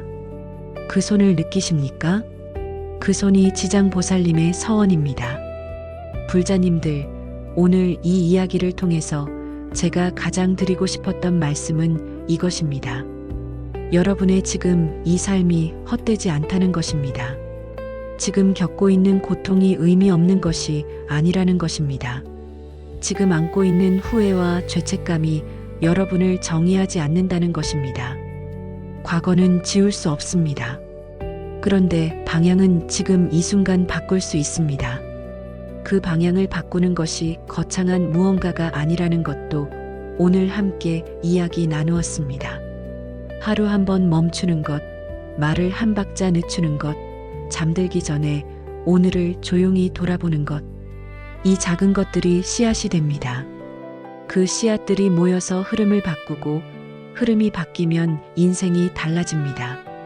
그것이 지장경이 오늘 우리에게 주는 가르침입니다. 자, 이제 이 이야기를 마무리하면서 한 가지 이야기를 더 드리겠습니다. 오늘 이 이야기에 등장했던 분들을 기억하십니까? 오랫동안 관계가 틀어졌다가 일기를 통해 자신을 돌아본 박 선생님, 딸에게 처음으로 외롭다고 말씀하신 이 여사님, 수십 년의 죄책감을 지장보살님 앞에서 처음으로 꺼내놓은 최 선생님, 남편을 잃은 고통 속에서 봉사를 통해 한 걸음씩 걸어간 정 여사님, 말을 한 박자 늦추면서 자녀와의 관계가 달라지기 시작한 김 선생님, 이분들 중에 특별히 대단한 수행을 하신 분이 계십니까? 절을 몇천 번 하신 분이 계십니까? 매일 몇 시간씩 독경을 하신 분이 계십니까? 아닙니다. 이분들은 그냥 평범한 일상을 사시는 분들입니다. 그런데 그 일상 속에서 아주 작은 것 하나를 바꾸셨습니다. 그 작은 하나가 삶의 흐름을 바꾸기 시작했습니다. 여러분도 그렇게 하실 수 있습니다. 아니, 여러분도 이미 그렇게 하고 계신 것인지 모릅니다. 오늘 이 이야기를 끝까지 들으셨다는 것 자체가 이미 마음의 방향을 바꾸려는 씨앗이 싹트고 있다는 증거입니다. 이 대목에서 제자가 부처님께 마지막으로 여쭤보았습니다. 세존이시여, 저는 오늘 많은 것을 들었습니다. 그런데 솔직히 말씀드리면 내일 아침에 눈을 뜨면 다시 똑같은 일상이 기다리고 있을 것 같습니다. 오늘 들은 이 이야기들을 어떻게 하면 잊지 않고 살아갈 수 있겠습니까? 부처님께서 잠시 미소를 지으시며 말씀하셨습니다. 그 걱정이 이미 씨앗이다.